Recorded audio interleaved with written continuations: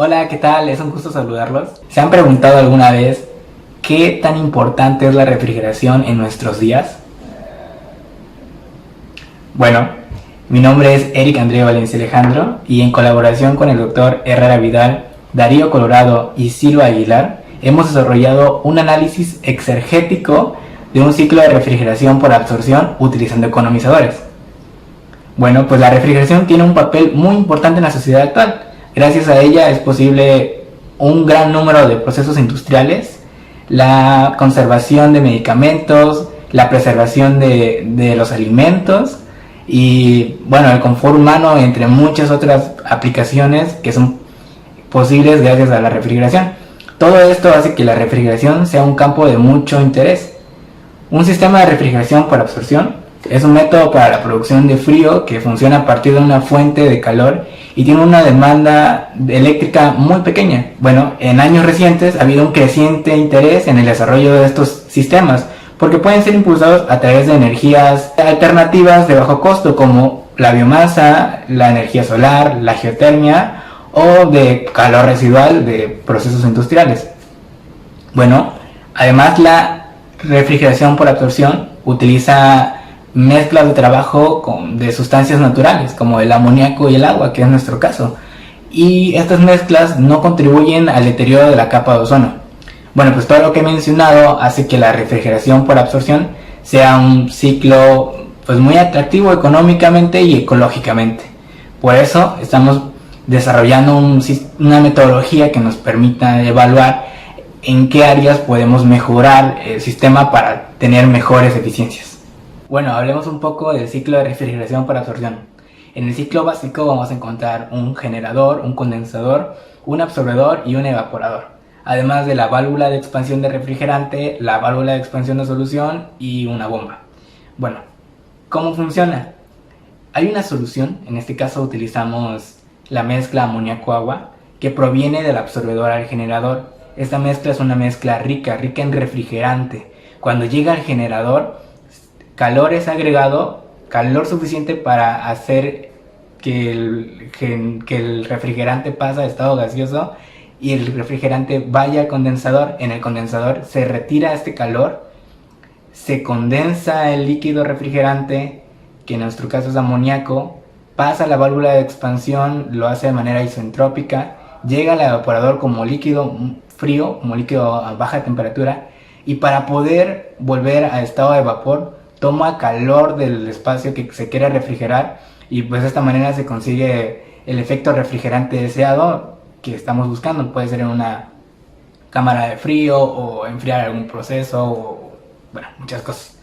Ahora, vapor de refrigerante va del evaporador al absorbedor, en donde se encuentra con solución con bajo contenido de refrigerante que proviene del generador. ¿Sí? La solución, cuando llegó al generador, se evaporó el refrigerante y partió del condensador. Bueno, pues eso dejó una solución con bajo contenido de refrigerante en el generador, que baja desde el generador al absorbedor. Ahí se encuentra con el vapor de refrigerante. Se juntan, se mezclan, hacen una reacción exotérmica. Por eso es necesario retirar calor del absorbedor. Y ahora el líquido con alto contenido de refrigerante es bombeado desde la zona de baja presión hasta la zona de alta presión, es decir, desde el absorbedor al generador. Bueno, pues nuestra propuesta es incluir 3 intercambiadores de calor. Uno de ellos va a ser el intercambiador de calor de refrigerante. Va a estar entre la línea que lleva líquido refrigerante, o sea, refrigerante en estado líquido proveniente del condensador, y la línea que lleva vapor de refrigerante desde el evaporador al condensador. ¿Qué pretendemos con esto? Bueno, pretendemos subenfriar el líquido que viene del condensador para que al llegar al evaporador llegue con una temperatura aún más baja y obtener temperaturas pues mucho más bajas, ¿no? Ahora, queremos colocar un intercambiador de calor entre la solución que viene del generador y la solución que va del absorbedor al generador. De esta manera aprovechamos que la temperatura de la solución que proviene del generador se reduzca y llegue al absorbedor más frío y así podamos tener una mayor captación de refrigerante. A su vez, la temperatura del fluido que va a ingresar al generador se calienta y eso va a disminuir la temperatura de calor la cantidad de calor que se le va a tener que añadir al generador para ebullir el refrigerante. Mismo caso en el intercambiador de calor-solución refrigerante. Aprovechamos la temperatura del refrigerante proveniente del generador y, o sea, tomamos calor de ahí y lo añadimos a la sustancia que viene del absorbedor y que va al generador, ¿vale? De esta manera, pues buscaríamos elevar la eficiencia del ciclo. Y respecto a los análisis a realizar, el primero de ellos sería el análisis por primera ley, o como comúnmente se llama, ley de la conservación de la energía. Bien, pues básicamente de eso habla el texto. Dice: el calor neto que entra o sale del sistema es igual al trabajo neto que efectúa el mismo. Es decir, todo el calor que entra al sistema en el generador y el evaporador, más el trabajo realizado hacia el sistema por la bomba, debe ser igual al trabajo que sale, es decir, al calor que se disipa en el condensador y el absorbedor. Y bueno, respecto a la tasa de rendimiento del sistema, pues se hace a través de la relación entre la capacidad de refrigeración y el calor que se añade al sistema en el generador, más el trabajo que se añade al sistema en la bomba. Ese sería el coeficiente de rendimiento del sistema. Para el análisis segunda ley, no solo requerimos saber la cantidad de energía que existe en el sistema, sino también su calidad. Entonces, realizamos un balance exergético en cada componente del sistema. El balance exergético para cada componente es el siguiente: la exergía que entra al componente menos la exergía que sale, más el calor que se añade por su eficiencia de Carnot, menos el calor que se retira por su eficiencia de Carnot, menos el trabajo que se realiza hacia el componente.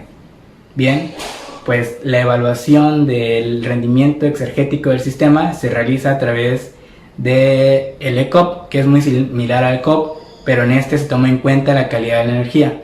Por eso en la parte superior el calor del evaporador se multiplica por la eficiencia de Carnot inversa o eficiencia de Carnot para refrigeradores, y se divide entre la suma del calor del generador multiplicado por su eficiencia de Carnot más el trabajo mecánico realizado por la bomba. Bueno, ahora podemos realizar algunos de los resultados obtenidos después de las simulaciones. Nosotros utilizamos MATLAB para programar las ecuaciones gobernantes y obtener nuestros resultados. En la comparación del rendimiento energético con la temperatura del generador, pues podemos observar que el rendimiento se incrementa con la temperatura en el generador.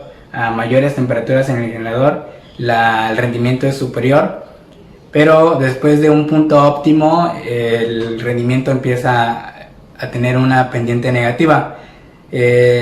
Podemos ver que este comportamiento se replica en las demás curvas que representan a diferentes temperaturas de evaporador. Entonces eso nos indica que la temperatura en el evaporador pues no es muy significativa en el rendimiento energético. También podemos ver que a mayores temperaturas de generación podemos alcanzar menores temperaturas en el evaporador y viceversa, menores temperaturas de generación, mayores temperaturas en el evaporador. Ok, continuando, pues la comparación entre el rendimiento energético y la temperatura en el generador, pero a diferentes niveles de eficiencia en los intercambiadores, nos indica que después del punto óptimo de rendimiento energético, o sea, la temperatura de generación óptima para este caso, que se utilizaron menos 5 grados centígrados como punto de partida, pues se encuentran entre los 80 y 90 grados, probablemente entre el 85 y 80 para algunos casos, y después del punto óptimo la pendiente es negativa y es mucho más marcada cuando la eficiencia en los intercambiadores es la máxima. La gráfica que sigue es una comparación entre la temperatura del absorbedor y el rendimiento energético del sistema. Es muy evidente que elevar la temperatura en el absorbedor pues tiene consecuencias negativas en el rendimiento del sistema. A mayores temperaturas en el absorbedor se consiguen menores rendimientos del sistema. La pendiente es más negativa a menores eficiencias en los intercambiadores. Ahora, para el análisis exergético podemos observar en esta comparación entre la temperatura del generador y el rendimiento exergético del sistema a diferentes niveles de eficiencia en los intercambiadores, que existe una temperatura óptima de generación con la cual podemos alcanzar el mayor rendimiento exergético del sistema. La pendiente después del punto óptimo es negativa, pero es mucho más marcada a mayores niveles de eficiencia en los intercambiadores. Y esta gráfica muestra una comparación entre la temperatura del evaporador y el rendimiento exergético del sistema. Podemos observar que a mayores temperaturas en el evaporador se consigue un mejor rendimiento exergético del sistema, y después del punto óptimo de rendimiento existe una pendiente negativa. Este comportamiento se repite a diferentes temperaturas de generación. Y en conclusión, podríamos decir que es posible conseguir mejores rendimientos termodinámicos suministrando calor residual de bajo grado que operando con excesos de temperaturas en el generador. También, al incrementar la tasa de transferencia de energía que se recupera a la salida del generador, reduce la energía que se destruye tanto en el absorbedor como en el condensador, aumentando el coeficiente de rendimiento exergético del sistema. Y como recomendación, para tener una mejor eficiencia en el ciclo, pues lo que se debe hacer es determinar la temperatura óptima de generación y mantener altos niveles de eficiencia en los intercambiadores. Y bueno, eso es todo. Muchas gracias por escucharme, y dejo aquí algunas referencias que se utilizaron para la elaboración de esta investigación.